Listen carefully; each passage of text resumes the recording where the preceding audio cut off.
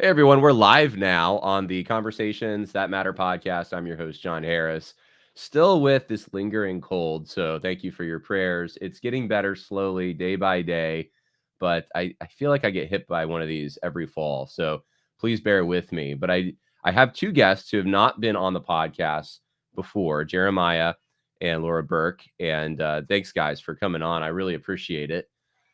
Good to see you. Yeah, happy to join. Yeah, good to And see you, man. Jeremiah and Laura, for many of you who are watching, you probably recognize them from the David Platt documentary, therealdavidplatt.com, if you want to see parts 1 and 2. And we're just going to talk today about their story, what led them to participate in this and really do a lot of the legwork and groundwork that it took to make this documentary. So I appreciate you both joining me, and I'm looking forward to getting into all the details of this. And if people have questions as we're going through this, then please put them in the info, or rather the chat section on X, Facebook, or YouTube. Those are the three places that I can see them. And if I can see them, then I can relay them to the Burks. Let's get started with a clip from David Platt. David Platt, this last Sunday, got up in front of the congregation at McLean Bible Church, and this is part of what he had to say. Timothy chapter 2, verse 7, for this I was appointed a preacher and an apostle. I am telling the truth. I am not lying. A teacher of the Gentiles in faith and truth. Like I read these verses and I think about how times in recent years when falsehoods have spread in and about our church that are so destructive, as we mimic a larger culture where falsehoods spread about people like wildfire. Apparently, this is not a new thing. And Jesus says, here's a better way. Do all you can to be trustworthy. Even in the smallest, most insignificant, seemingly insignificant things you say, speak truth about your life, speak truth about others' lives, about brothers and sisters in Christ, in the church. Do not slander a brother or sister in Christ. Go to them. If you ever have questions about anything in the church, please, by all means, go to one of our pastors. And in this culture, do not join in this world of being so quick to believe and spread anything you hear about other people or things. Your words matter. In a world where truth is hard to find, do all you can to make your every word trustworthy. All right. Well, that was last Sunday from David Platt at the stage there at McLean Bible Church. And more than one person assumed that he was referring to the documentary that you both were so involved in making that was published last week. And so I want to ask you, first of all, for your reaction to that. Are you surprised that David Platt went up there and essentially insinuated that there are people, yourselves being some of those people, who are lying about the church, who put out false information, and he put himself in the position of being the honest one in this case? Yeah, go ahead. It's at this point, sadly, it's not surprising to see the gaslighting from the pulpit, but he's just textbook in that he and his leadership, they've made it a habit now of basically when accusations come against them, they will actually deny them. They'll actually attack whoever presented the allegations, and they actually reverse the roles of those who are bringing the accusations.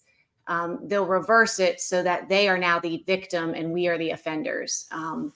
And it's interesting to watch, and it's helpful when there's clarity around it. DARVO is the classic, acronym that describes this very simple behavior that perpetrators tend to just use as in their toolkit. Well, it just, I think, is surprising for some people to see a man who is a pastor who has been in the Southern Baptist world for years, publishing. He's been at the highest level. He was president of the IMB. To have him come out and just blatantly lie like that, that's hard for some people to swallow, because I think even after 2020 and seeing so much compromise, there's still a lot of people who just trust their leaders, and I understand that, and they just can't. It doesn't make sense in their head that someone would just get up there and blatantly lie. But it sounds like that's what you're saying David Platt did. I mean, he just got up there and acted like you were all lying about him, and he's the one in the position of telling the truth, when the roles are actually quite the reverse of that. Yeah, it would be helpful if we could actually address the accusations at hand instead of just attacking the people bringing them and presenting them. Just let's focus on the subject and the content instead of how maybe we're delivering it. Someone might prefer it differently, but most strategies have been exhausted to this point. Founding members, elders in the church, past elders, many people with much more relational capital with these leaders than Jer and I have come forward. They've gone one-on-one, they've gone in groups, we've presented it to the church. So it's just sad that we're at this point where, David and his leadership refuse to address the actual accusations. Well, I think it's important to start here just because I have seen comments and I've heard some people say things like, where was David Platt in all this? How come his side wasn't represented? Your side, and it's not just you, it's a whole bunch of people who are in this documentary, but that side of things has been represented. But David Platt, his side isn't. And is this just a hit job? Or these people, have they tried to actually go through proper channels? And I know the answers to these things, but I want people to hear from you. Has David Platt been contacted? Have there been attempts to actually rectify the situation or these situations with the pastor of McLean? Yeah, so we've sent countless emails over the years, and we've invited them to kind of comment or come on camera for the documentary if they wanted to. But I have seen some of those similar comments. We have to hear David's side of the story, but I think the documentary was actually David's side of the story. Those were David's emails. Those were David's comments from the stage. So if there's another side of the story, it would be ours, but we're in complete agreement with what was in the documentary, which was actually David's documentary. I mean, David, in a way, helped produce that. It was all his own content. So there is really no other side of the story, which is why David won't comment. People are asking, if you look online, David, come out and address this, but he won't, because there's nothing to address. That's the story. There is only one. We have no other story other than kind of what was presented. And that's I was David's struck story. by that. How many videos, emails, depositions that you acquired in Discovery, all of these things are primary source. You can watch them and you can make determinations based off of them. Obviously, primary sources, it can be used and arranged to try to make someone look bad and so forth. But in the process of making this documentary and with what was presented, this was very thorough. This was very, I would say, comprehensive. And this would be so simple for someone like David Platt, if he wanted to refute. He could write something. He could he could say something. There's a lot of ways. He has more channels available to him than you guys have by far. He's a huge platform. And I thought it was interesting. I saw on Religion News Service, which is generally, I would consider them more left wing and so forth, and more on Platt's side of things. And in fact, the reporter there kind of admitted that he has been friendly with Platt and has promoted Platt's stuff. They put out an article recently, I think it was 2 or 3 days ago, essentially saying that David Platt's organization is PR firm. Do you guys have a PR firm? I don't think so. Right? No. David Platt. You're our PR firm, John. I'm your PR firm. Yeah, well, because no one else is talking to you. No one else is putting you on. I mean, it's left to people like myself to give you somewhat of a platform here. But David's PR firm contacts Religion News Service, not saying anything about the documentary. And it kind of ticked off this writer, because he was just like, hey, you didn't even tell me anything about this. It was strange that you reached out all of a sudden wanting to make David Platt look good publicly. And now I understand why, because all of this stuff is going to be released, and it was. And there was speculation about whether David Platt was in, across the other side of the world just before this dropped, and putting all kinds of things on social media to try to do some some management of his image and that kind of thing. So here's the question, though. That's all what I'm seeing and what other people are seeing in the public. But the question is this going to continue? Do you think that David Platt is going to ever try to bring a substantive response to what you've done? Or is this it? I mean, is it really just, you put out this documentary and they're not going to respond to it. They're not going to engage with you, and they're not going to let the public know or verify, confirm, deny any of what's happened in the eye of the public. Sure. So, and maybe just one correction. I'm not sure if it was RNS or if it was Baptist News Global. Oh, I'm sorry. Did I say RNS? I meant Baptist. Yeah, News I think it was Global. RNS, but I think it was Baptist. I think that was the writer. You're absolutely correct. Okay. And maybe for everybody else's knowledge, and I don't have 100% clarification or confirmation on this, but yeah, they did hire a PR firm, and we don't know who it is, but my belief is that it would be Pinkston. They're a local firm, but they are used. There's actually a podcast that Clint Clifton did, who was part of NAM, and he had Christian Pinkston on there, and it's basically how to deal with crisis and image control. So my guess is that it's Pinkston out of Annandale, Virginia, which is very close to David. Again, I don't have any proof of that, but if I was a betting man, that's my guess is who it is. And a lot of NBC employees have transitioned from McLean staff to, that company. Yeah, but I don't see them coming out with any. I don't see David coming out or the church coming out with any response. What they are doing, if you look, there seems to be a common thread. If you just look on social media, a lot of trolls, let's just call them trolls, not to disparage anybody, but they're saying kind of the same thing. And it's either they're disgruntled members, which no one's really disgruntled. I mean, we've made more really, really long-term faithful friends out of this whole process than we had before it started. So we're kind of grateful for the opportunity to have met so many wonderful people. But what's happening online, I guess, is you see in the same comments, it's just don't watch it. And then when people criticize that and say, well, why not watch it? And they say, well, you'd be a fool if you believed it then. You can watch it, but you're a fool if you believe it. So I think that's pretty much the content that would be what they have to go on. It's either just don't watch it or don't believe it or don't even mention it at all, which has kind of been the MO for the last couple of years. Just pretend like nothing's there. Because this has come up in the congregation multiple times and you just kind of dismiss it and hope it goes away. I don't see them addressing it. And Sunday from the pulpit, just before the clip that you started at, David is saying you have the choice on social media to either click and affirm the lies and pass on the lies or not to click. So you can see, whether it's David and his backing at the SBC, his PR firm, other people who are losing money based on his reputation going down the drain or just being exposed for who he is. They have interest to help him get through this. But the argument, just don't watch it, isn't really strong to everyone who is concerned for the truth.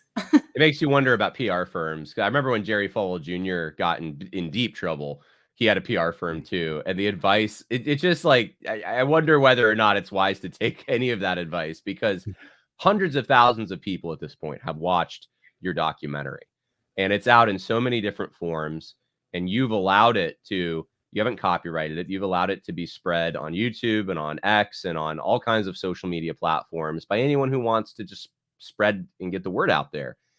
And I think it would be prudent at this point probably to just start from the beginning for people to know your motives, who you are, what made you decide to do this, because it wasn't just you. How many people were involved? How many people were actually in the documentary? I didn't count when I was watching it. Yeah, probably roughly 20, somewhere in that range. So you have 20 people that decided to take time out of their lives. And I don't know about you, but even in what I do on social media, I think my wife would say, you need that like you need a tooth pulled. Like, that's not something that you just engage in. And not only that, you guys went to court. You were in court for how long regarding some of these issues? So our specific case that we were in lasted about a year, and there's another one that was filed in July of 2021 that's still in the court system. So that's 3 years old, and that's still moving through. Okay, so and you're both you're not on staff at McLean. You're normal people with normal lives. You make money to feed your children and to live like the rest of us do.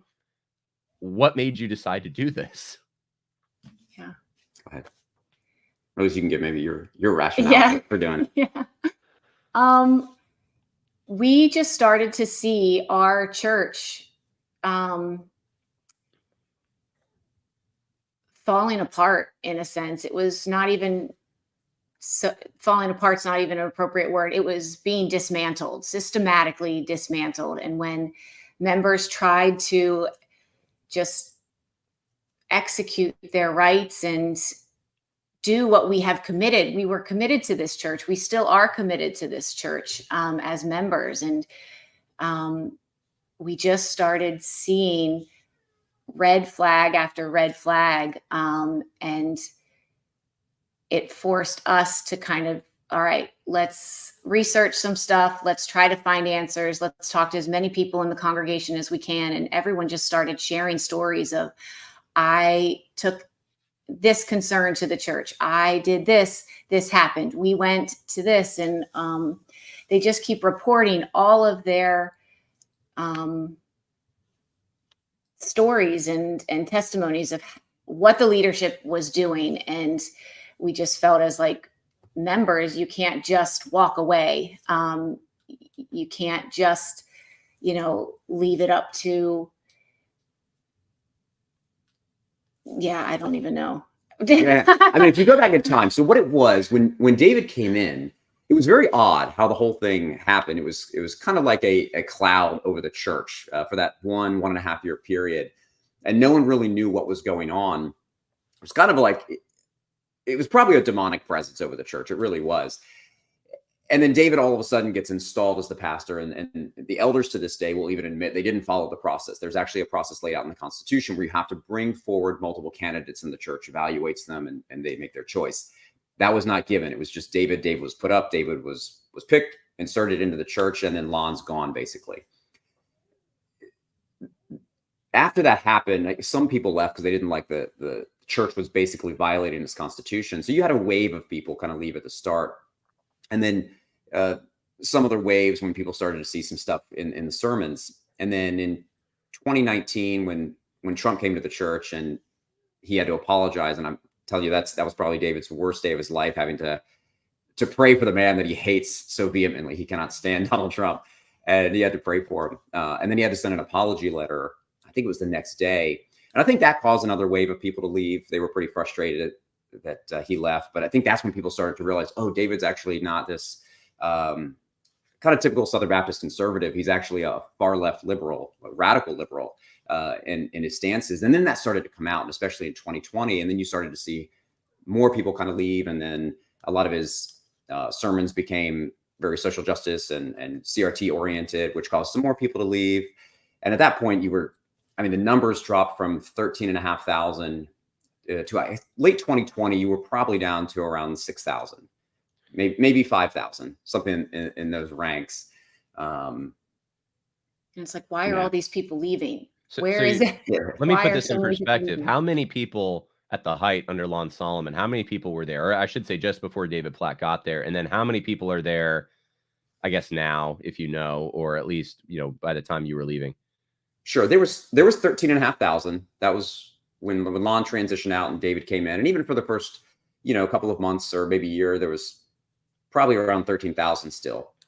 But then it just started to decline and decline and decline. It got pretty bad. And what was our budget?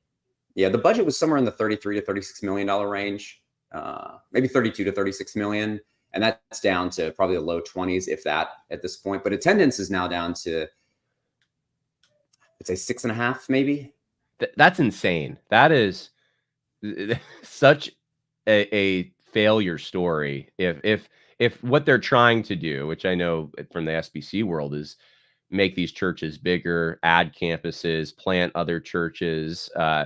David Platt's supposed to be a success story. I mean, he's been promoted for years in not even just the SBC circles, but outside of those circles as the wave of the future. I think I was reading that it was Herschel York was saying, a professor at Southern Baptist Theological Seminary, when David Platt was becoming the head of the IMB, that this was, he painted it in such bright colors. This was the wave of the future. This was such an exciting thing. And I remember feeling that in the SBC. People thought he was going to fix everything.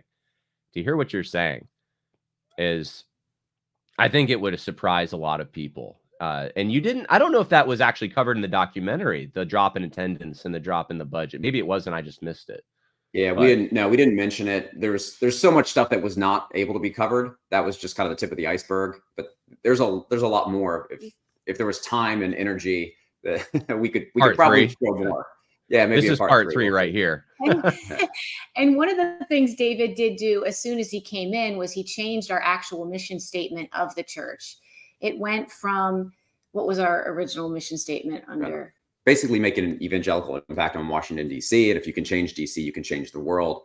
And David made it. Yeah. Let's make disciples and plant churches, or something along those lines. Making disciples and multiplying churches among the nation, which aligns exactly with NAM's mission statement. And so when we saw everything happening in the congregation, all of us members start filling each other in and being honest with each other, we started the purpose of let's restore this church back to its original vision and purpose for which it was founded upon. And that's what our hope is. The purpose of this film was made for our church, our local church, people from NBC who were there since its founding, the lay pastors, the ministry leaders, the congregants. This is for them to help us just continue to restore this church. Yeah. What was the moment? I know you've told me this, but what was the moment that you thought, that's it, I have to do this now? Because I know you were seeing some of this stuff happen, and we didn't even mention the fact that not only were the finances greater and the numbers greater, but you also had a political influence in a sense, because you had a lot, that was the place to go, right? For a lot of Republican senators and staffers and that kind of thing. And now, I mean, their influence is so diminished. Yeah. You see your church deteriorating in all these different ways. When did you say, okay, we're going to do it? We're going to go after this? Sure. I think the catalyst behind it was actually the Naples documentary that we saw, because everything leading up to this, the church was just getting systematically destroyed and everybody was just leaving. But it was during COVID and they'd shut the church down, so no one could actually communicate. People just left and you would see them at another church. And we're like, oh, what are you doing here? Like, oh, I left. So by the time the church kind of reopened, there really wasn't anybody left. They cut the services, I think, from 3 or 4 services down to 2 services, and those weren't even getting filled. But what we had noticed in that period of time was the theology was also off. We didn't really know much about the SBC relationship at that point, because they'd obviously said from the pulpit, we're not part of the SBC. Here's what we do with them. But no one had ever seen the financials. And like you said, from the lawsuit, that's when we actually found out it was substantially more money that they were moving to the Southern Baptist Convention than any of us had any idea of. But a lot of what he was doing was taking this, well, I guess from a theological perspective, he was having the church take this class that he created called The Gospel of the Church, Justice and Race. And he was asking anybody who participated in it to give their ethnicity and their political affiliation. So before you could take the class, I think it was each week you had to actually fill out this form with this information. And then he would take feedback during the actual class, which was all virtual. But then he would take out pretty much all the comments that were from anybody who probably said they're white or conservative, because he said, oh, we've taken all the feedback. It's great. We're incorporating it. But they were just kind of tossing all that. And the content was bad to begin with, because all of the responses were basically, this is a horrible piece of work that you've put together, David. You should trash the whole thing. This should never go out. And so coming from the elders. Yeah, since the elders are saying this too, not just the congregation. So that was one of the catalysts. Well, this is kind of weird if he's going to be pushing this to not only the congregation, but try to push it out through all the churches that he's planted, because it's definitely a gospel it's deviant for sure. It's just not totally a corrupted gospel. So that was one of the things that kind of set people on edge. But then later in the year, when the church finally reopened, you see stonewalling of members when they're asking questions about the finances or David's stances on things. So that's when we started to look in to whether they actually were affiliated with the SBC, because it had been something they had denied for years. So we just started to research and look at documents that were available from the state convention, and then some emails to the SBC itself. And that's kind of how it all started. And we figured, let's do what we can to restore the church. And the only way to do that is to actually get rid of David, because he's the puppet master of everything that's happening here. So that's kind of what led to the whole March 31st meeting, where we asked for David's removal. Was just a series of years of him just destroying the church. But it was bits and pieces, because he couldn't do it all at once. There were some elders that were like the gentleman who came on camera, who had no, not Kevin, it was Craig, who came on camera, who had morals and wanted to run things how they should have been run. But David really probably couldn't get anything done in the way he wanted to until Craig was out. And that was, I think, late 20 or early 2021. And that's when you see the installation of all of these yes men and corrupt individuals that David actually wanted to put in place the whole time. And the motivation was how crucial each generation is to know the gospel, and for the church to stand firm on the truth and reality of the scriptures. And it was like, we're seeing this, you have to stand up and fight for truth, Yeah, that was probably the overarching, right? The gospel could be lost in any generation. And luckily to this point, it hasn't. But David has a lot of influence, and he can push out a false doctrine. And you have a young generation, but what we've seen, even older generations are accepting this.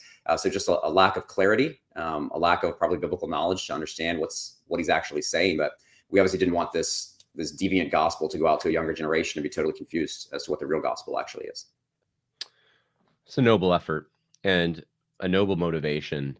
And I think people need to hear that, especially people who are defensive of Platt from the church, perhaps, or, there's a lot of people who love Platt in all kinds of arenas who want to think that you're a bunch of meanies. You just, which is kind of an insane story in my mind, but like, you woke up one day and decided to spend your own money and your own time, and lots of it, to tell the story about this guy because you just wanted to rip him down because of why. You're not jostling with him for any kind of position. You have no reason to compete with him on any level. It's just that, and this is the explanation that actually makes sense of it.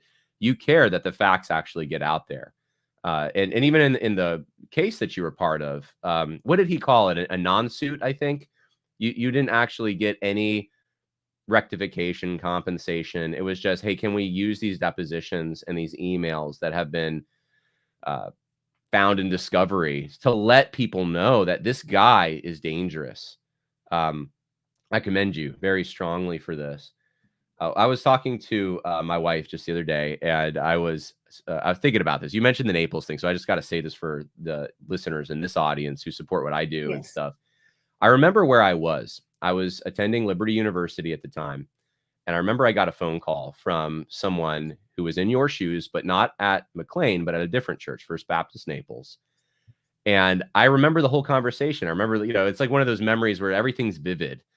And I had never done a documentary or anything like that, but we hung up the phone, and I just said, I've got to figure out how to get cameras down there. We need to get this story, because I had just seen the SBC.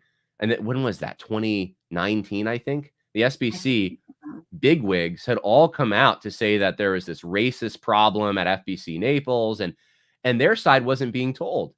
And so I called my friend Judd Saul. We went down there. He brought cameras. Kerry Gordon conducted the interviews. I was doing the intake. And I remember sitting there with the people who were about to go on camera and getting their story, helping them articulate it, and just the tears streaming down their faces, many of them, so many who had been there for years. Same thing with this.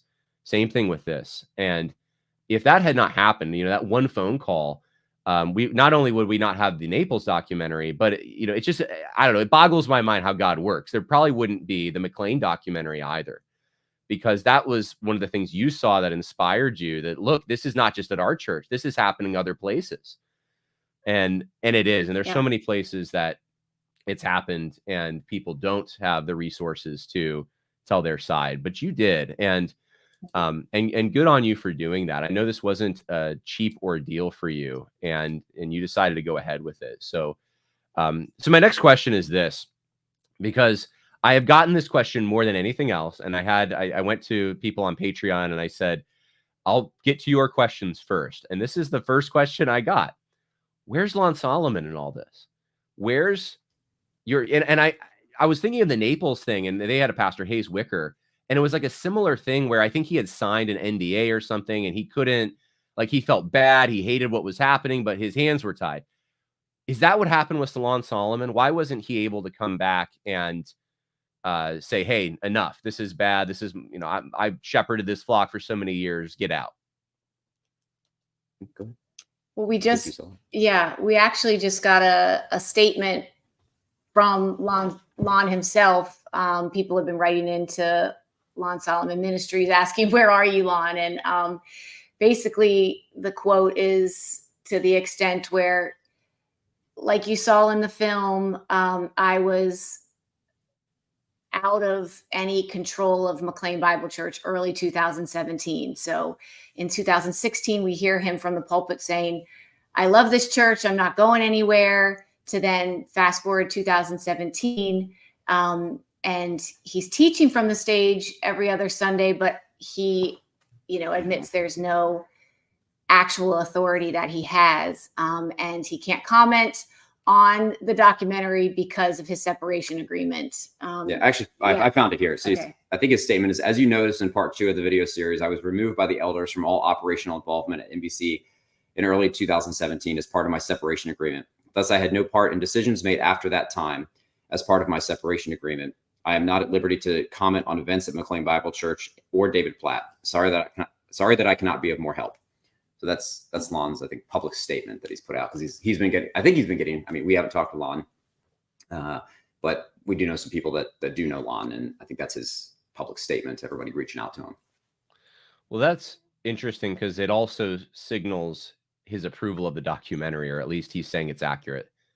He's saying that part 2, it's accurate, what it, as so far as it, I guess, concerned him. Was he... So the documentary talks about this some, but I think people want more clarification. Was he forced out? Did he leave of his own accord? What exactly happened that he left so quickly and David Platt was installed so quickly?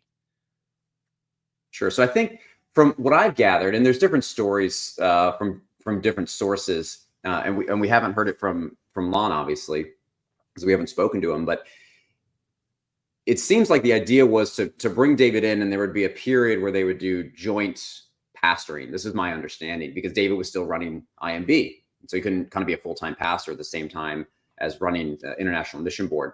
So I believe the idea was that Lon would still be in the pulpit at least part-time, and David would be in part-time, and maybe it would be a mentorship or something along those lines.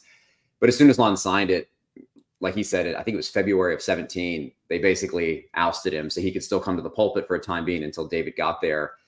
But then after David was there, I think within a few months, Lon was gone from the church, never came back. He did come back one time to speak at a funeral. And I think you could tell the relationship between him and David, because after he spoke and he sat down, and then David spoke. And then before David finished, Lon got up and walked off the stage and left. And he didn't stick around for the funeral. And it was one of the ladies who actually founded the church, Betty Wright. It was her funeral. And Lon didn't even stay around to talk with David or anybody. He was also invited, to my knowledge, to the installation of Mike Kelsey, who's the kind of new quasi-lead pastor to a degree. He was invited to that and declined to attend that as well. I think that was last year, if I'm not mistaken. But yeah, he hasn't come back to the church, hasn't communicated with anybody to our knowledge at this point. Most separation agreements or NDAs that I've at least seen, you're allowed to praise the institution. You can support the institution, but usually it's like, beware, don't say anything that could reflect negatively on the. Yeah, I think Lon's silence is speaking enough, because he could come to the church's defense if he wanted. He could come to David's defense, but his silence, I think, is showing what's true and what's not. There's a question here that I think goes along with this from Magnus. How many elders were there during this time?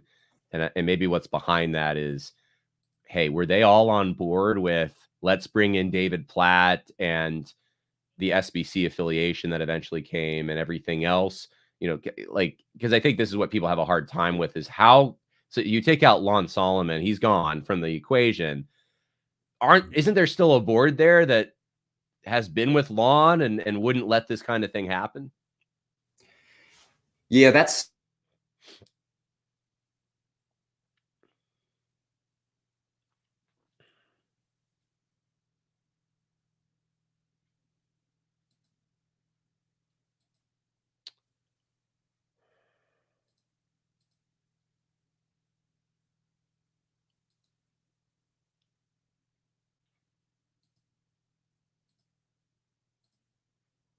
All right. Can everyone still hear me? I'm going to remove. All right. Can everyone still hear me? I think we just had a problem with Jeremiah and Laura. I'm hoping it's not just on my end. Am I the one that is also frozen? I hope not. All right. Looks like people are saying they can at least hear me. They froze. Okay. All right.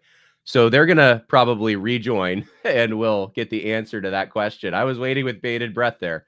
In the meantime, I will just direct everyone. If you want to see this documentary, then there is a place you can go. You can go to therealdavidplatt.com and check it out. There's a picture of it right here. There's a part 1 and there's a part 2 to the documentary.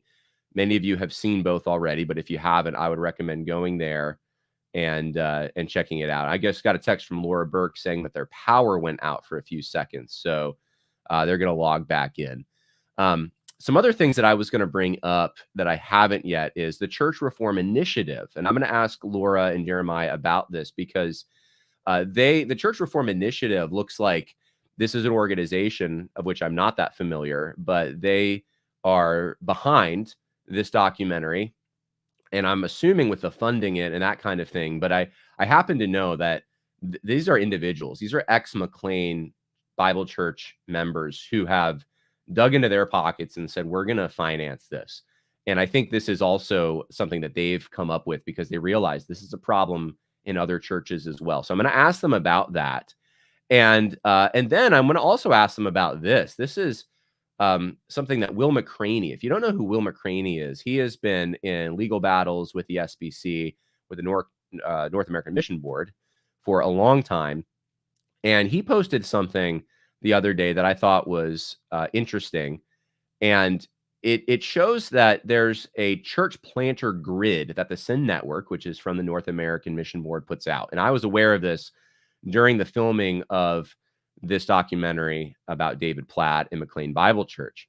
And essentially, there are different tiers that you can meet. And I don't know why. I think because I'm not logged into Facebook. Let me see if I can just show you the image here. And let's see, will it work? No, it's not. It's not working. All right. Well, I will try to figure this out. But so you can see the whole thing. It's cut off at the bottom. But there are these different tiers that if you give to the North American Mission Board, that you can basically gain benefits from them. And some of the emails from David Platt seem to suggest that that's maybe what he was doing. He was trying to make sure that McLean Bible Church, which was not supposed to be affiliated with any denomination, gave a certain amount to the SBC because he wanted them to be in the top tier. He wanted them to be ranked in a certain way. That's clear from his emails, I think as far back as 2017. So what is this about? Well, it seems there might be some kind of a pay to play type thing going on in the SBC. So I want to ask Laura and Jeremiah about that. And they are back. So sorry about that. What happened? So your power went? Yeah, power went out and it came back on. So sorry, cut the internet connection. Okay, we're not on like, rolling power outages like in some of these third world countries, I hope. And outside I hope DC. not. I hope not. Okay, all right. So I don't even remember, what were you saying? It was important. The elders. You're talking about the elders. The elders, how did this happen? Yeah. One of the issues I think was just the sheer number of elders. It was 6 elders, 7 including the pastor, for a congregation of 13,000, which was crazy to begin with. And Larry, who was the chairman, no one really knows why he allowed it to happen. But he had some influence and persuasiveness, just his demeanor to kind of get everybody to fold and cave. And, the elders. I think we're losing you again. But maybe pushing it. It's just what about now? Can you hear us now? Okay. Okay. Yeah, I can hear you now. I'm wondering, if it gets too laggy, what we can do is turn off the video and then just use the audio. But I'm seeing you now, so let's keep going. Okay. So that was it on the elders. Yeah, I think it was. yeah, that was it. It was just questions. Too few elders, and there was, I think, some shenanigans going on, but that's yet to fully be uncovered. But something we're exploring as to how it actually all happened behind the scenes. Okay. Now, there was a gentleman I know in the documentary, you talked about this, who was like the SBC guy, and that was interesting. Like before Lon Solomon left, they had a guy who was favorable to the SBC. I'll let you describe what that is, but I think people at other SBC churches now are on the lookout for this kind of thing. If they're in a mega church, especially, what's the link? What's the connection? It wasn't David Platt initially, right? Right. That's probably the biggest mystery, but I think we're slowly uncovering that mystery. So Lon it was the perfect storm, had appointed this guy, Dale Sutherland, to kind of take over executive pastoral roles at the church. Almost immediately, with him coming into control of the church, he had aligned us with the SBC, or at least created a relationship with this guy, Clint Clifton from NAM. And I think that may have come from Mark Dever. I think that that contact may have come from Mark Dever because David was very close with Mark. I think Dale Sutherland was pretty close with Mark Dever. The guy who David Platt brought in, who's mentioned in the documentary, Dave Young, was also very close with Mark Dever. So I think there's a link. We didn't bring this up in the documentary, but I think Mark Dever was a strong link to how this all happened. And then from there, it was Dale Sutherland working behind the scenes with Clint Clifton, Kevin Azell, and probably others. Paul Aiken. Yeah, Paul Aiken was involved per the emails that we've seen. But that's kind of how it happened. And why Dale would do this, again, that's still a little bit of a mystery, but it does appear that there was some type of monetary payoff to some extent. And that's maybe not something we can cover today, but in the future, as we're still researching the extent of that payoff. And Clint Clifton coming in, I remember him just kind of pushing like the church planting gig. We're going to plant churches. Every new church is another new door to heaven. But what the congregation was naive to is we didn't know our money was being used to plant Southern Baptist churches, and only Southern Baptist churches. And some of it wasn't even church planting, right? They were counting Bible studies, and some of these, I think someone had said half of them they couldn't even find on the tax rolls. So there was like a cooking of the books almost. That's what it sounds like, at least. Yeah. So we did pull incorporation documents for a lot of the supposed churches, and a lot of them actually were churches that were formed under the incorporation laws of Maryland, Virginia, or DC. But then some we couldn't find. Some of the sources that we've spoken to said, with some of this NAM money or these networks that are created, oftentimes it goes to churches that may be planted, or basically to the pastor that may be the pastor of a church, but it may never actually take form. And that does kind of align with the discovery documents. Again, we have no way to prove that other than what we're showing, what we're seeing in the actual discovery documents, which at some point maybe we'll release on the Church Reform Initiative website, or anybody can have them. These are for the public's consumption. They're not our documents, but it does align that this money was possibly going to pastors that never actually started a church. It's odd to me, and I've wondered about this too, because I've had several people from NAM reach out over the years with, this is what NAM's doing, and oftentimes related to social justice. They're only giving money to these guys who promote this message and that kind of thing. But it's not stuff you can ever there's not like a silver bullet that you can prove everything. It's witnesses who come forth and say, I was part of NAM and this is what's happening there, or whatever. But I do happen to know, because there's a church that I know of that is a small church, 50, 60 people. They have 3 guys there, though, 3 pastors, which they cannot possibly sustain. And I know that it's NAM money that's going to at least supplement some of this. And, one has a Bible study, over here, one has a Bible study over there. And I have wondered, and I don't have proof, but I've wondered whether or not when Kevin Ezell gets up there at the Southern Baptist Convention, or even when David Platt gets up there to talk about how successful McLean is at planting churches, whether they're just counting all of these efforts that actually haven't materialized yet.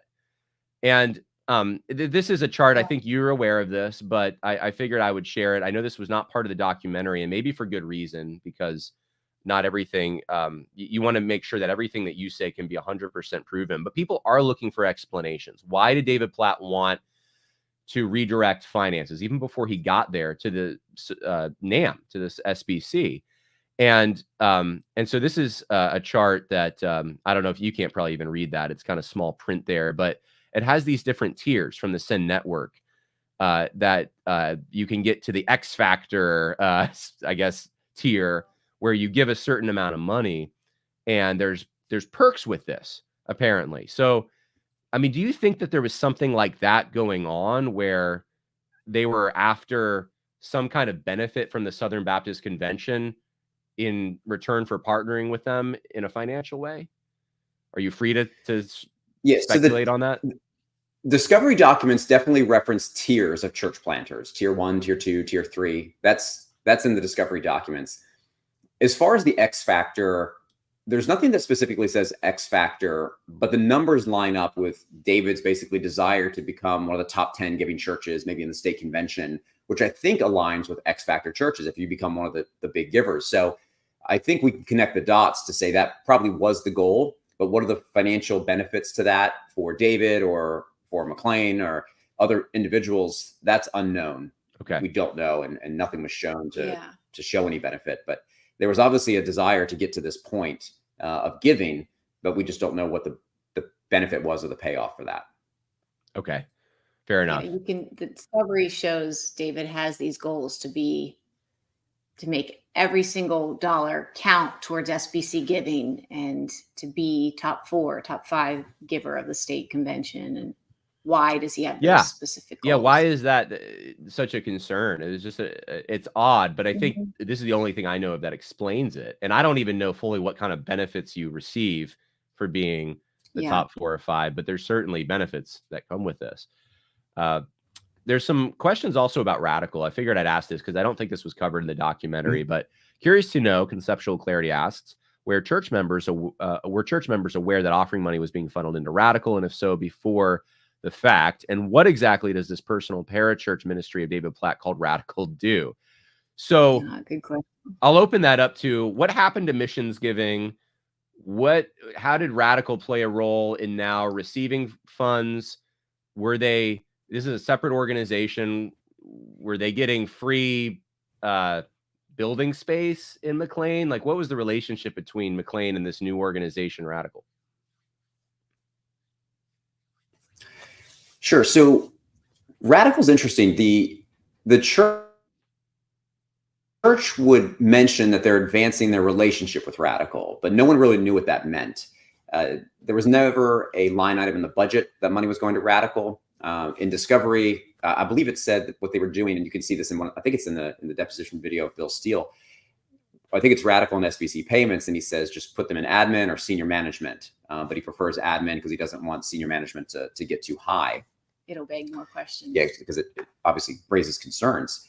But no one knew the amount that was going. I think through 2020 or 2021, it was around 650,000 that we're aware of. But Discovery documents, I think, cut off in 2021. We don't have any data after that. But what's interesting, if you look at the 990s of Radical, you can find them on the IRS website. The growth is generally pretty steady, 1.2 million, maybe 1.4, 1.7, up until 2020, I believe, or maybe it was 2021. And you see a jump to over 5 million. It's like 5.1 or 5.2 million all of a sudden, out of nowhere.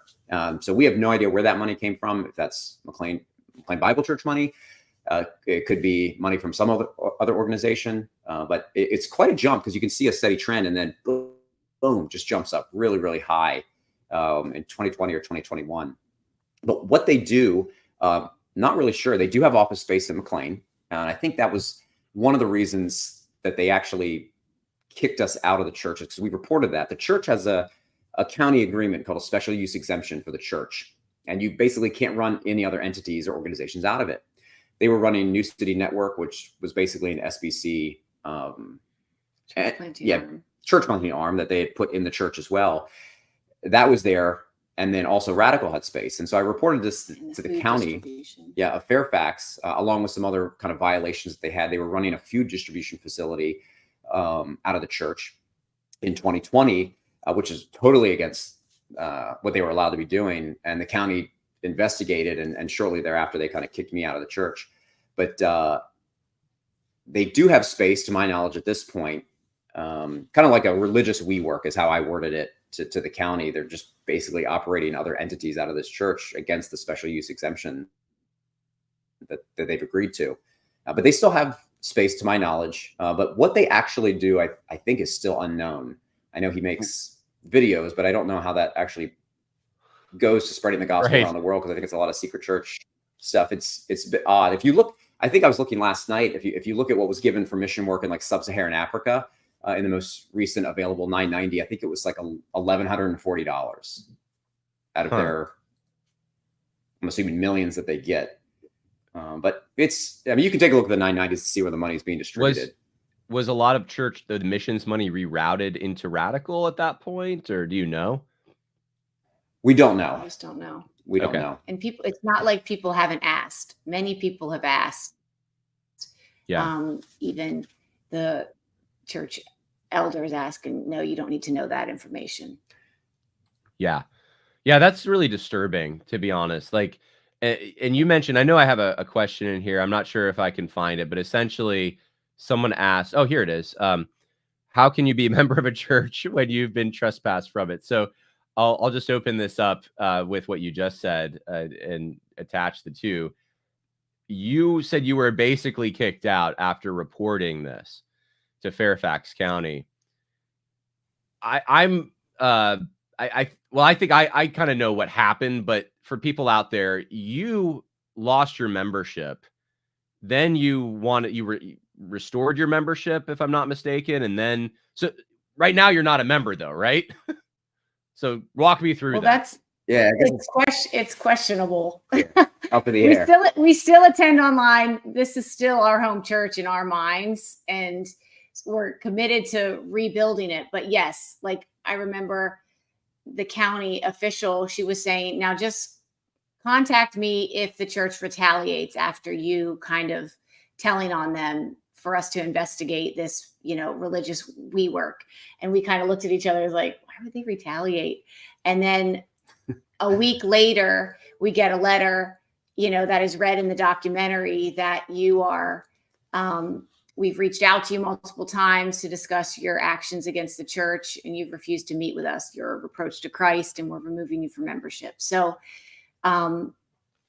then we showed up at the meeting that night to address the letter that was sent to us from an email address that we had never seen before, and so you see in the video, Jared go up to David, who runs away, and then Larry Cooper to ask for an official trespass.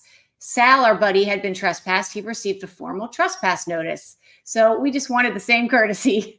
But they didn't want to just grant us that in the moment. You can be trespassed and still remain a member. So Sal Cordova, he was trespassed because he was going into the campuses and counting how many people were in attendance. Oh man, that's such a horrible thing to count how many people are in a church. Yeah. But the letter said for observed behavior. So again. Yeah. So he was trespassed, so he can't go to campuses. But he can vote. But he could be a member and vote. We're, I guess, informally trespassed to a degree because they never actually sent a trespass notice, which you actually have to receive, and they didn't send one. But they did, I guess, indicate that we're removed from membership. But then when we went to court, the judge disagreed So I guess from the state's perspective, they did nothing to remove us, but from David Platt's perspective, he did. So I guess it's up in the air. There was that part of the documentary where a bunch of people went in and for a vote and they were removed from the rolls. So if you went in for a vote, that's the question I have, I guess, and maybe you don't know the answer. Would they say that you're removed, or would they let you vote? Or they would. Yeah. So for us specifically, we can't vote at this point, but for all the members that were removed or basically their memberships inactivated in 2021, no one really knows what their status is at this point, whether they can vote or not. And that's actually what the lawsuit that's still in play from 2021 is about. Right. The 5 plaintiffs are asking the court to provide discovery documents so they can see, one, who was removed and not allowed to vote, and for what reason did you remove them. But David is fighting like crazy to or to prevent that from actually coming out.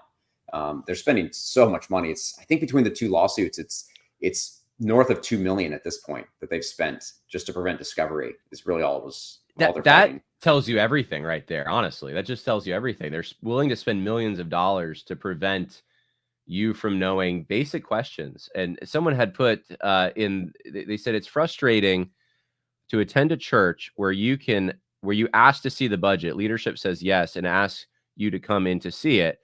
Then they question your heart. Why do you need to see this, brother? I mean, it's just like, it's weird. It's like, if you have nothing to hide, I mean, these are the members of your church. These aren't just outsiders coming in. These aren't, I would question that if it was someone from the liberal press who is looking for dirt and they come in and they start asking. This is someone who's a member of your church in good standing. You can't tell them, here's our budget. You should, like, my church, they're in the back rack. You could just pick one up. Yeah, it's pretty wild. It's pretty wild. Yeah. It is absolutely crazy. Since we've been going about almost an hour, let me get to some of these questions and just hear you guys out, and then we'll finish up here. Because I still want to ask you about the church reform initiative. So let's see. MA says, join an excellent SBC church, but still trying to figure out how not to give any money to any SBC corporate entity. We want to give only to local ministries. Is not the answer to stop the money. I don't know if you have an opinion on that. Yeah, well, I guess if your church is part of the cooperative program in the state, you're going to be giving to the entities, the seminaries, NAM, IMB. I personally would never give to those entities, knowing the corruption that's going on inside, at least for NAM and Kevin Ezell, what he's doing. If there's a way for your church to give in a way that isolates it to a certain program or entity, that might not be a bad idea. I think send relief, though, that's a black box for the SBC. Don't give money, in my opinion, to send relief, and probably try to avoid NAM. But everything else, if there's a way to isolate and you feel called, but I would encourage people to kind of follow their conscience there. But unless Kevin Ezell is willing to open the books of these things, I probably wouldn't be giving them personally. This is kind of it's a direct question. We'll put it that way. Do you guys believe Platt is a wolf and is on his way to hell? Hey, that's a serious question. What's his status if he's this bad? And I think after watching the documentary, you are left scratching your head with, like, how's this guy a pastor? But not just that, how is he a Christian? How can he operate this way? One of the things you guys did not talk about as much, but I know there's a bigger story to this, is the abuse situation. It was kind of tagged in at the end of the second part. That situation, though, to me, I mean, I know the other stuff is bad, but to me, I have a hard time squaring how a Christian operates by trying to protect the institution and not being transparent about a predator in your midst. So I don't know if you can take that any direction you want to take it. Is he a wolf? Go first. Is he a wolf? Is he a wolf? Yeah. Well, I believe he is. And that's just because of heeding to the warnings in the New Testament, beware, wolves will come in and they'll ravage the sheep. Woe to, in the Old Testament, it's woe to the shepherds who scatter the flock. And here I initially expected a wolf to look more like a wolf, but it's pretty wild to witness someone who is acting like a sheep with his words, only. And then it's not till you're like mauled by him personally that oh, he does have sharp teeth. He is, different. So I don't know what I expected a wolf in sheep's clothing to look and act like, but based on the fruit, destruction of a church, it's insanity. It aligns with Satan's goal, is to kill, steal, and destroy, specifically, the bride of Christ. Yeah, I'll give my commentary. There's a book called Day of the Wolf by a guy named Coleman Luck. It's a really interesting book, and you can just pull some of the excerpts out of it, and you're like, wow, that applies, that applies, that applies. Everything kind of applies to David and kind of how he's run things. But one of the interesting things is he describes in there, a wolf generally surrounds himself with other wolves. And anything confrontational comes up, the other wolves will surround him to protect him. And that's kind of what you see over and over and over at McLean. Anytime David is confronted or you poke him a little bit, Wade Burnett or his other wolves come out of hiding and they come on stage. Or like in the documentary, you'll see, I think it's in part 2, when there's a little bit of shouting going on. David's gone, but this other guy, Wade, steps in. And he's usually the one stepping in, but David is always ushered out or off the stage. And these guys come in. And that's kind of a telltale sign of a wolf. But then you look at just kind of the doctrine that he preaches, the nonstop lying. There's really nothing that, I guess, if you look at it, has the sign of like a regenerated human being, right? A soul that's regenerated. So I don't see how anybody can kind of look at all of these. And we've obviously had a closer look than other people because we've seen all the discovery documents and the lies and the deceit that's going on. And we've obviously been firsthand in the church. This is his flock. Yeah. So from the outside, people will always probably worship David. But I think it's pretty obvious at this point, where he's aligned himself and what he's after. I think a lot of people think your typical wolf is your Kenneth Copeland or, somebody like that. But your David Platt is your wolf as well. So it's not just kind of the crazies outside of the mainstream evangelical movement. It's even in your Southern Baptist world for sure. And David is a wolf. Karen says, thank you for speaking up and pursuing this. I was a former member, but left in 2020. I left heartbroken. And what you said about the numbers, I mean, I know of others who have said the same thing. They just left. Most people don't stay and try to fight, and understandably so. They see where it's going. And so a little bit of gratitude there. Angel says, thanks for this. I left in 2017 after David was voted in, as we knew the process was rigged. I don't think you went into that. Was it rigged? I guess, was the vote itself rigged? Do you guys have any information on that? Yeah, it's interesting when you go back to 17, the church basically came back with the vote. For David's installation. I think within like 3 or 4 minutes. And this is thousands of people, or not thousands, but probably 1,000, maybe 1,100 people voting. And they had the answer so fast. And they said 95+% of the people voted. But there was a significant amount of people that we know that didn't vote for David. And we actually did. But when you look at the numbers, and you're like, really, 95%? Because I think I know quite a few who didn't. And if you just statistically take that out amongst the rest of the congregation, it doesn't appear he won by 95+%.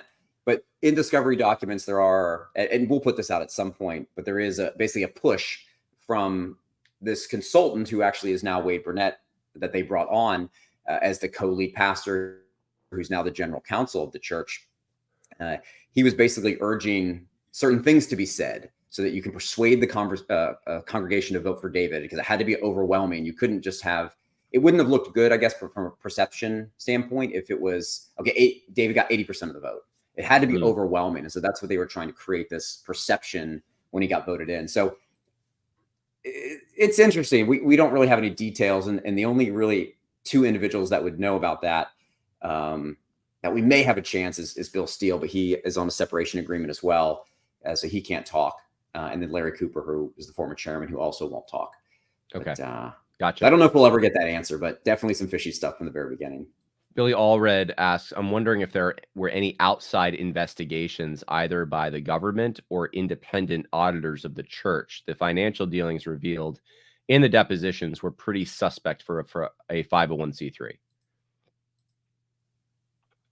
So yeah, not at this point. That's up to the state attorney general. I think if they want to investigate, they'd have to see it, but it would be up to them. But yeah, how they were moving money was pretty interesting. You know, receiving money from the congregation, then passing it to New City Network, which was the integrated auxiliary, and then sending checks from NBC and then reimbursing themselves. The whole web was actually kind of interesting, and glad that we got that deposition out of the operations pastor who explained how they were actually moving the money. And obviously he and David and Wade were the only ones that really knew how they were doing it, not even the treasurer. But that would be up to, I guess, an attorney general or a state prosecutor if they want to take that up. And it would be up to, all we need are the elders to open the books. So simple, right? Kingdom Bleachers says, it's not just a mega church problem either. I highlighted that because I have seen a few people say things like, well, this is the problem with mega churches. It just, like, it's bound to happen in the mega church model. And I think the documentary kind of disproves that, though, because you have Lon Solomon and it seems to be going along fairly well. So, and it was bigger. It was more of a mega church. Mm-hmm. So, you know, how come it was going along decently under him, and then David Platt comes in and it's a train wreck? I don't know if the problem is the mega church, because it was more mega under Lon. That's my response to that. Mm-hmm. But I don't know if have you seen that, by the way? I've seen that a few times. That response, yeah, definitely people are commenting that it's a mega church issue, and we've only really been in a mega church, so I wouldn't really know the other. I mean, growing up with a smaller church, but we've only really been in a mega church model, if you will. But David is more of an authoritarian, and that's the blue document that I think you see in the documentary. It was a PowerPoint, which is blue. It doesn't look really fancy, but that is something that he put together, which is why we put it there. That's a source document from David and his assistant, David Young. But the church was under David, basically, like I said, became very authoritarian. It was David's way and nothing else. Before that, the congregation actually had input, and we would create the ministries, or they would create the ministries. We weren't really involved in ministries, but that was the benefit. You could actually evangelize. You could go out. You could bring people into your ministries, and that was a way to kind of impact the culture. But David didn't, really want to do that. He had his vision, which was church planting and these church groups, which maybe the idea was to turn those into church plants as well. Who knows? That's still up in the air. But okay. I want to give a plug for Sal. He is in the chat. He says, I'm Sal, by the way, who Laura just mentioned. Evidence and Reasons YouTube channel, if you want to check it out. And then Will McCraney, I want to give him a plug. He's actually in the chat right now. I provided insights on my Facebook Live as to show how the SBC was involved, how it helped NAM President Kevin Ezell, and how Platt could have benefited. About almost 7,000 views. If interested, take a look. So go to Will McCraney's Facebook page if you want to hear from his perspective how the SBC was involved. And Will, of course, was he's in court right now with the SBC and was involved there for many years. There's other questions that are starting to come in, but I think we need to start settling it down here. I wanted to ask this question. I know, for me at least, the involvement that I had and a few others have had. I know A.D. Robles has put out some videos about the situation there. I know Capstone Report has put out a lot of articles about what you're doing. And I know I came down there with Andrew. Andrew, by the way, gets a lot of credit here. Andrew Joyce and Kino West Media. He's put that at the end because he got all these documents and depositions and interviews, and he basically put this together. And I know you guys were obviously helping him along the way and telling him what you wanted and so forth. But he spent a lot of time getting this right. But I came down there, and I know I talked to a number of you. I did many of the interviews that ended up making it into the documentary and so forth. And not that I'm a filmmaker, but I gave you some of the advice I did have with working on Enemies Within the Church and the Naples thing and other stuff. And I want everyone else to hear the answer to this question. Did you contact? How broad was the net? How broad? Like, were there people contacted who had other platforms, bigger platforms even, who said no, they weren't interested in a story about David Platt? Well, you were the primary contact. Yeah. Well, on a you don't have to level, name. Yeah. Yeah. You don't have to say organizations if you don't want to, but I'm just We'll wondering. say we don't mind.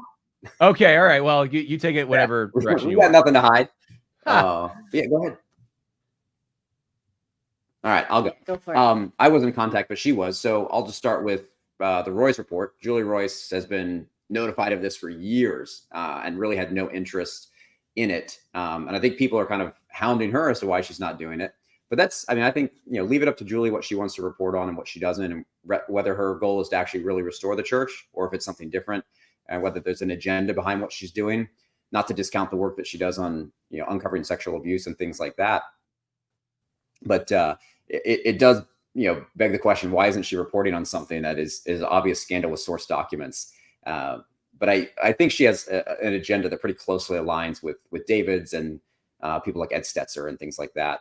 But I think the silence I wouldn't necessarily count silence from some of the organizations, because some people don't even know who David Platt is. It's just reality. But I think some of the ones you're looking at here who are going to remain silent is Christianity Today, obviously Roy's report. Where's some other outlets? You'll probably never get anything from Stetzer or any of the people who are just closely aligned with David. But at least we know of the Roy's report, he's been aware for years of this and has no desire to report on it. It's been quite a challenge to actually be able to even speak to it, because from David himself, from the pulpit, he's dehumanized these members, 300, 400 of us strong, who are voicing, we've lost confidence in the congregation. And so he brought in all of this dysfunction and deception, which has caused a lot of tension between friends, family, in the church. It's hard for even close friends of ours to have conversation about it because they're believing David. It's like a decade of friendship, 3 decades of friendship is out the window because David Platt said one thing. It's amazing the trust that is, put in him, but then also the defense that we've come across with like media on this. So even when we were in the news ever back in the 2021 timeframe, the stories were in defense of David. The outlets couldn't hear the other side. David has had the microphone and continues to have it. And this was our voice of, please hear us also. Yeah. Well, to a degree, we're not obviously trying to be out there. We're just, here's the truth and take it or leave it. This is not a battle between the McLean Bible Church members or any of us in the documentary and David or the church. This is David versus God. It's really, we're just kind of vessels that, hey, this is what we can do. We can help by providing the truth, and people will align with David, and that's fine, no issues. Maybe they'll come to their senses at some point or have some kind of clarity of thought and conscience, but maybe not. And again, that's between them and God. But this is not a battle between David Platt and the members. This is simply God and the truth versus David Platt. That's where it is at this point. That's a good way to frame it. I wanted people to hear that because Christianity Today did a whole podcast series on Mark Driscoll. They reported on the Steve Lawson thing not long ago. The Gospel Coalition, I just saw, booked David Platt for their conference. Just recently announced this. Yeah. There, you have the Washington Post right there, and at least the Washington Post. I don't know if other newspapers have gotten in on reporting on some of the McLean stuff. I know they did, but there seems to be a wall you guys hit, and that's one of the reasons. It is outlets like this one. It is Capstone Report. It is when A.D. Robles talks about it. That's where you're going to hear this stuff. And so I'm grateful for those who are carrying the story, but I think people just need to know. And Protestia, by the way, someone mentioned Protestia, I guess, has covered some of this too. People need to know, though, that some of these outlets that normally you would think would keep a celebrity pastor accountable, hold his feet to the fire, don't necessarily expect that. There's other things going on, and it's kind of disappointing to me because this is just. David Platt's huge in the evangelical world, and in my opinion, just the abuse thing alone, just the lying from the stage about the affiliation with the SBC alone, just the money stuff alone, that any of those things should be enough. But sadly, it's not. So that's my opinion. Not putting words in your mouth. I wanted to ask you this last but not least here, because I'm assuming that the Church Reform Initiative, that this is the group that funded the documentary. Essentially, you guys made it. This is the members and ex-members of McLean who made this. You guys have now formed this organization. Tell me about this organization, what you hope to achieve, whether or not you would like donations to help cover the cost. I don't know how much it costed you. I'm assuming a lot to make the documentary. So just all of that. Go ahead. You can talk about church reform, what it is. So basically, when members, we all started to communicate with each other about our concerns and how to hold the leadership accountable, we just started working together to spread the news. It's as grassroots as it could be. We were hosting prayer calls before each and every, or we would host prayer evenings before all of these votes. We would have weekly Zoom calls to update people. We were just doing our best to inform congregants. And so we started functioning as this little, body of Christians and doing certain things to spread awareness. We were trying to educate people on, what is spiritual abuse? What is corruption? What is gaslighting? How can we implement our, rights as members, all these things. So as we got closer to the decision to move forward with the documentary and the lawsuit, we wanted to find a way that it could be an official organization, basically representing everything that we've been doing, just as Christians for the first 2 years. And then it formed into a nonprofit, which creates awareness. We can educate, we can help on the legal side of things. Yeah. So basically what we experienced, we wanted to offer the opportunity for other churches to be able to, or members of other churches or whoever, ensure that the truth is out there, to work on accountability. And so we have the capability of helping individuals or organizations that want to research and make sure that everything's on the up and up is kind of the purpose behind the organization. There's a lot of source documents as well from our lawsuit on that Church Reform Initiative website, and we're adding more, as we have the free time to do it. But that's kind of the point behind the organization. And you are right. That is what basically funded the documentary, was that organization. Yeah, which is just members giving. Just members, yeah. Yes, we had no corporate givers or any back. It was just members of the church, rank and file Christians. You wanted to tell your story, so you did. And if people want to support what you did, then they can go to the churchreforminitiative.com, I believe is the website. Yep. Or .org. Yep. Churchreforminitiative.org. And you can give a donation there if you like the documentary. You can also explore the resources there. And I'm sure there are other people who are listening who have seen the documentary who are thinking, hey, that might be happening at my church. And you have someone now to talk to, and someone who's been through it, who knows the signs, who knows what to do. So check it out, churchreforminitiative.org. This is the website right here. And I'm glad that you did this. There's I wasn't aware actually that this was happening before the documentary dropped, and I'm really glad to see there's somewhere to go, and people need that, I think. So and thank you for your bravery and John, courage.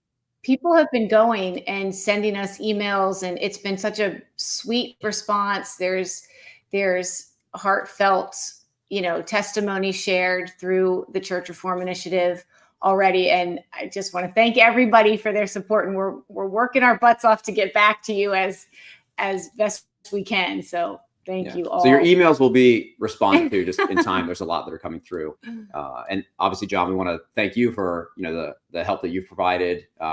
Capstone, was the kind of original guy that started speaking the truth. Obviously AD, and some of the other outlets as well. And also, like you mentioned, Andrew Joyce was a gift. He's the gift that keeps on giving, an absolute genius when it came to putting this together. And actually most of the credit should probably go to him. As opposed to anywhere else, because he is a gift, a faithful Christian, and desires for truth and transparency to go out as well. And what he crafted was what everybody is watching. Yeah. And for those who don't know, Andrew did the whole Nini's Deli Paint the Wall Black documentary. He's worked with me on a number of different projects, and it's especially if they're a sequential project. I've noticed you can just like hand the footage to Andrew, and he like I don't even know. I can't. It takes me forever. He just sees it. He's like this is what it needs to look like. So he did a great job. And the documentary, you guys all did a great job. The documentary was perfect. Like it hit all the points. Everyone, I think, was just it was honest. It was heartfelt. It was well done. It's exactly the kind of thing we need. So if you're, I would just encourage anyone out there who's going through something similar, contact Church Reform Initiative, let them know. And we need to keep these guys accountable. There's not a lot of organizations, like we just talked about, willing to do that kind of thing. So, and Judd Saul's in the chat, who made the FBC Naples documentary. He says he also edited FBC Naples. He did. So you can thank Andrew and Judd for putting in that last little line about it's happening at McLean too. I remember that. I don't know if that's when you first contacted me. I think it was. And maybe it was you that asked me about that line. Yeah. All that's currently happening was simply God ordaining us to watch that and stay until the end of that documentary, and seeing that it was happening in our church, which has now erupted into kind of the fiasco that David Platt is experiencing, simply because you guys put that at the end of that documentary. Yeah. And I can't take credit for that one, by the way. I if I had known, I probably would have told Judd, hey, I don't know if we need that in there. That we're going out on some thin ice here. We don't know exactly what's happening at McLean. And he's the kind of guy, though, that's just like, he's got a good nose for things. And he's like, it's happening. I'm putting it in there. Yeah. He was right. He was totally right. So spot on. It was definitely happening, and probably way worse than any of us actually realized. So. Oh, my goodness. Well, hey, you guys are heroes in my mind, the true heroes of the church in the 21st century. You're exposing the deeds of darkness that need to be exposed, and you're doing it on your own dime with your own time. And so we just all thank you for that. And if there's anything like else that you want to plug or way for people to get in contact with you, is it just all through the Church Reform Initiative, or is there anything else? Yeah, churchreforminitiative.org. I think there's an email address, or so it's monitored. It's just there's a lot coming through. So you can email us there. We will respond. Actually, you're not selling a book. You don't want more friends on Facebook. We have nothing. We have nothing to sell. There's nothing to sell. We're just here to help in any way we can. But yeah, that's a good way to get in contact with us. All right. Well, God bless. Thank you, both Jeremiah and Laura. We appreciate it.